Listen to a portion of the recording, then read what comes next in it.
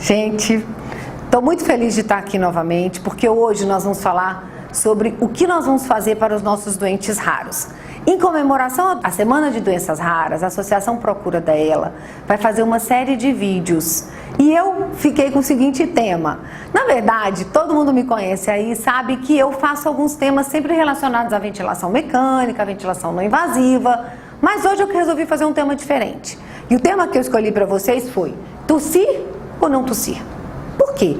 Porque tem pacientes de ELA que tossem, tem pacientes de ELA que não conseguem tossir, tem pacientes de Duchenne que tossem, tem pacientes de AME que às vezes não conseguem tossir. Então eu vou tentar pegar um pouquinho mais sobre o que seria doenças raras em relação à tosse e à capacidade pulmonar. Nós temos um vídeo rapidinho para explicar e para isso eu chamei o meu colega, o consultor aqui do CEAF, o Jean, para ser meu modelo. Eu já expliquei para ele como fazer uma tosse glótica e uma tosse abdominal. Então nós vamos ter dois tipos de tosse para vocês entenderem o que é uma tosse quando o paciente consegue, o que eu tenho que fazer.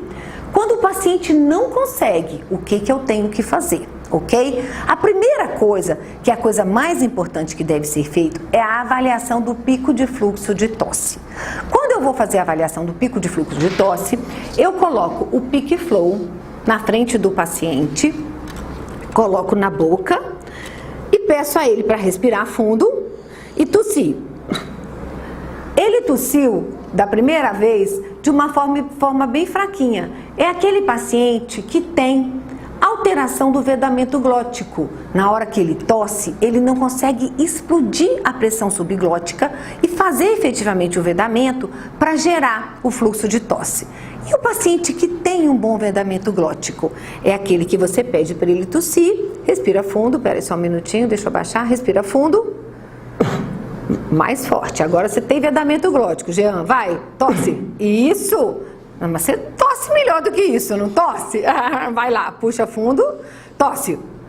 Aê, deu 280. Ele ainda melhoraria um pouquinho mais, mas ele tá um pouquinho tímido. Mas com 280, eu já fico tranquilo sabendo que esse paciente tem condição de fazer um vedamento glótico. E aí, tá bom, esse que tem um vedamento glótico, mas ele não gera uma boa capacidade pulmonar. Na hora que ele tosse assim, ó. Por quê? Porque ele não tem capacidade pulmonar, volume dentro do pulmão suficiente para fazer a secreção subir. O que eu posso fazer? Eu posso fazer uma manobra que se chama Air Stacking. O Air Stacking é uma manobra consagrada mundialmente para todo paciente neuromuscular. Qual é o problema? Quando eu tenho um paciente que tem vedamento glótico, eu faço o Air Stacking e ele trava a glote e explode a tosse. Quando o meu paciente não tem vedamento glótico, eu faço a manobra de Air Stacking e ela não é capaz de gerar o volume suficiente dentro do pulmão para explodir a tosse. Por quê, gente? Isso é uma coisa importante. Porque quando a gente fala de um doente neuromuscular, a gente fala de um doente que não tem força muscular respiratória. Então, eu preciso gerar um volume de ar tão grande que seja capaz de explodir sem força do músculo. Por isso que quando o paciente não consegue tossir, a gente faz a opção de fazer a capacidade de insuflação máxima, onde eu vou gerando o máximo de capacidade pulmonar até pressurizar embaixo da glote e conseguir pelo menos gerar um fluxo expiratório turbulento. Porque explodir não vai conseguir. Então, vamos usar os dois tipos de tosse glótica, a tosse glótica e a tosse abdominal. Então, eu vou orientar o Jean para ele entender o que é uma tosse abdominal. Primeira coisa que eu vou fazer o Air Stacking. Como é o Air Stacking? O Air Stacking, eu simplesmente peço o paciente, ó, puxa, para, puxa, para. De novo, puxa, para, segura, segura, segura, tosse.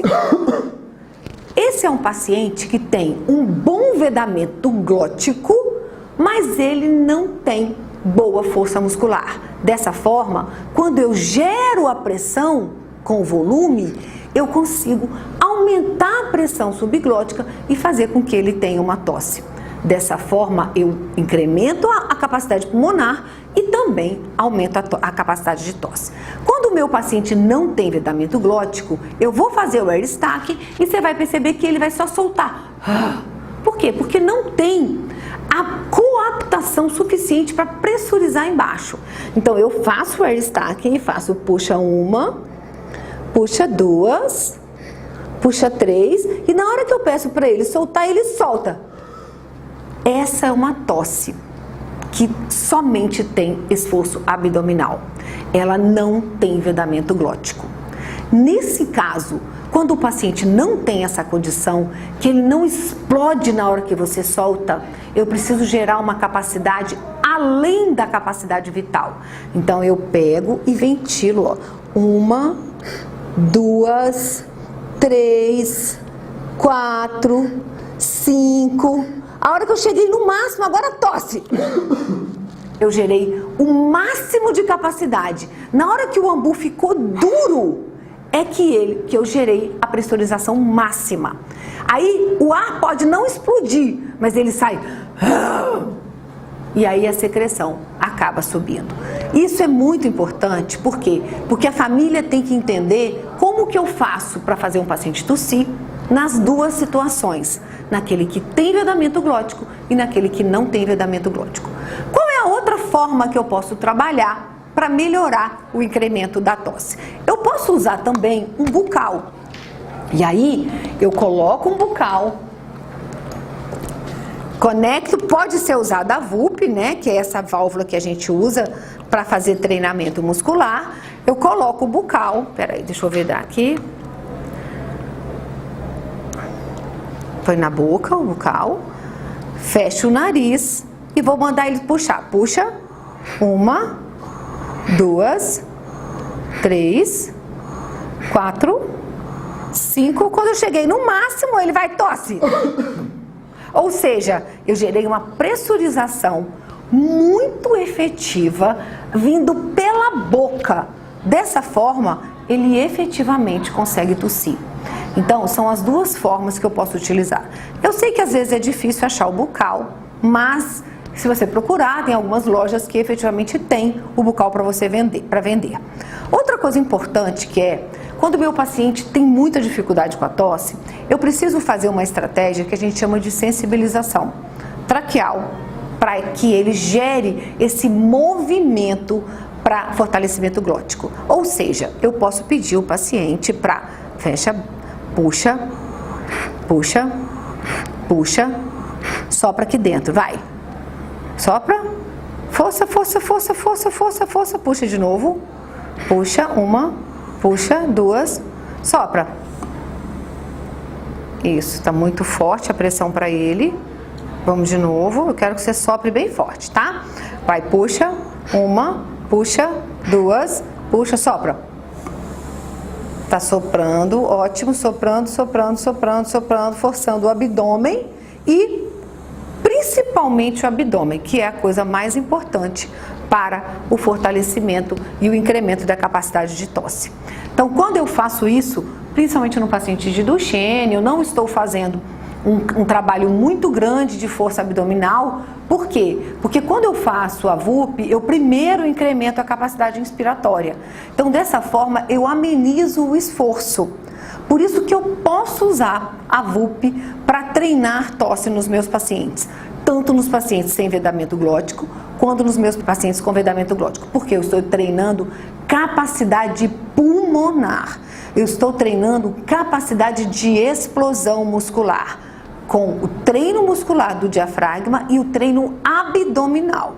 O paciente tem fraqueza do diafragma, ele não consegue inspirar. Então, eu gero a inspiração com o ambu. Dessa forma, eu consigo fazer com que ele tenha uma tosse mais efetiva.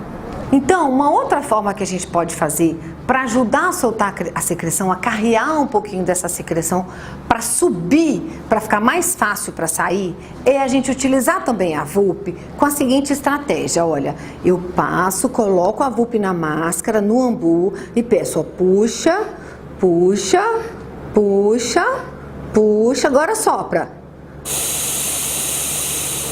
De novo, vai, puxa, puxa, puxa, puxa, agora sopra. Então, nessa técnica, o que acontece? O ar sopra, sai sobre uma pressão. E aí, quando tem secreção por aqui, ela acaba subindo para a boca. Essa técnica ajuda a treinar muito a capacidade pulmonar para melhorar a capacidade de tosse. E além do mais, ela consegue melhorar a força abdominal, um pouquinho mais a força abdominal, para explodir a tosse. Essas duas técnicas que eu falei para vocês, tanto com ambu quanto com bucal, são técnicas que a gente tem que fazer direito. Ah, Alessandra, eu não tenho a VUP, não tem como eu fazer a VUP, não tem problema. Você vai usar a válvula, qualquer tipo de válvula do ambu mesmo, fechada, coisa que a gente já está acostumado a fazer, a gente fecha com esparadrapo, para o ar só entrar, e eu vou treinar a capacidade de tosse, que é puxa, puxa, puxa, puxa, puxa. Quando chegou no máximo, eu ainda vou mais uma vez e agora tosse. Se ele não conseguir tossir, ele não conseguiu tossir, ele não explodiu a tosse, então eu vou fazer com que ele vá gerar puxa, puxa, puxa, puxa. Quando chegar no máximo, eu vou auxiliar tosse. E aí eu venho e auxilio. A melhor forma de fazer, vira para cá, Jean, por favor. Vira a cadeira para cá.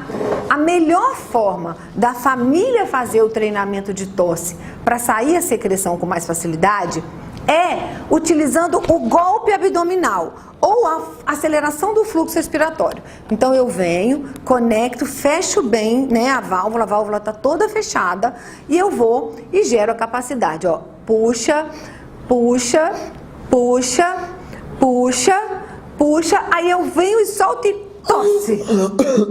E vou acelerando o fluxo, apertando toda a região do tórax até a secreção subir e fazer essa explosão da tosse.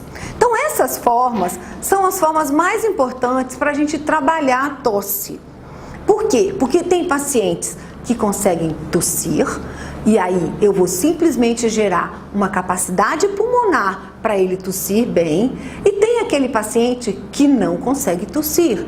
Esse que não consegue tossir, eu vou gerar uma capacidade muito além do normal para que o fluxo respiratório saia com força e ele libere a secreção.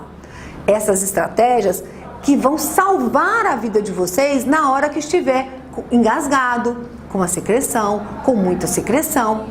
Porque muitas vezes a gente vê um vídeo e fala, nossa, mas aquele paciente tossiu. Ele tossiu por quê? Porque ele tem uma tosse glótica. E quando eu tenho a tosse glótica, eu efetivamente consigo, com um pouquinho de ar a mais, fazer tossir.